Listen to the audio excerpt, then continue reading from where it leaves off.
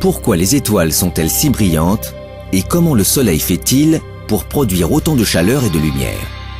En fait, chaque étoile est un four nucléaire géant qui libère de l'énergie en son noyau.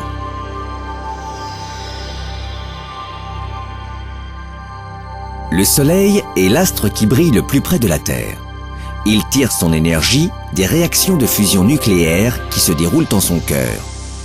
Comme la plupart des étoiles, le Soleil est principalement constitué de deux gaz, l'hydrogène et l'hélium.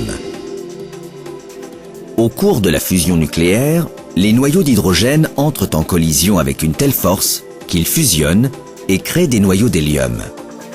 Chaque seconde, 600 millions de tonnes d'hydrogène sont transformées en 596 millions de tonnes d'hélium. Les 4 millions de tonnes de matière manquante sont transformées en énergie. Ce processus, appelé nucléosynthèse, est rendu possible grâce à la chaleur et à la pression énorme qui règnent au centre du Soleil. Il y fait environ 16 millions de degrés Celsius. L'évacuation de l'énergie, qui s'effectue du centre vers la surface du Soleil, s'accompagne parfois de fortes turbulences gazeuses. Le phénomène le plus spectaculaire consiste en une explosion d'énergie appelée éruption solaire. Ces éruptions éjectent des particules très énergétiques dans l'espace, formant ainsi le vent solaire. Elles arrivent au voisinage de la Terre en un jour ou deux, mais sont déviées par le champ magnétique terrestre. Finalement, seuls les pôles nord et sud sont touchés par ce flux de particules qui entrent en collision avec les molécules de gaz de l'atmosphère terrestre en produisant des spectacles de lumière éclatants connus sous le nom d'aurore polaire. Tout le monde n'a pas la chance d'observer une aurore polaire, mais nous expérimentons tous l'énergie du Soleil chaque jour.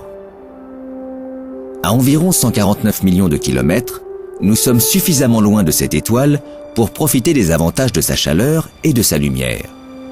Au cours de la photosynthèse, les plantes absorbent l'énergie solaire et l'utilisent pour fabriquer leur propre matière organique.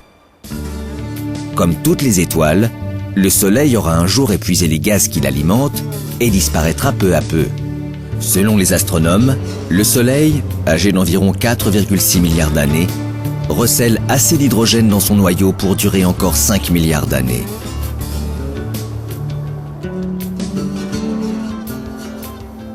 L'énergie thermonucléaire qui alimente toutes les étoiles semble inépuisable. C'est pour cette raison que les scientifiques tentent de reproduire sur Terre ces réactions de fusion thermonucléaire. Mais pour l'instant, aucune expérience n'a permis de reproduire et de contrôler les conditions extrêmes qui règnent au cœur du Soleil.